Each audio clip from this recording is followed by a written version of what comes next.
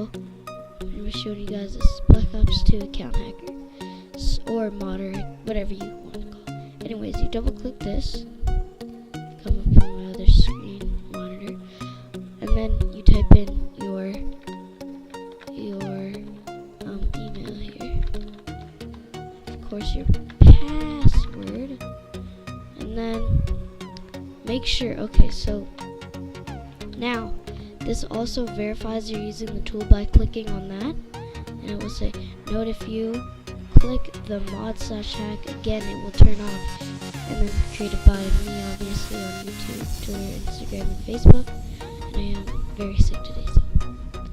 Anyways, and then God mode, invisibility, aimbot, wall hack, and you can turn all the mods on, and you can close the tool by clicking this, and yeah, just click patch when you're done, so you type your email, password.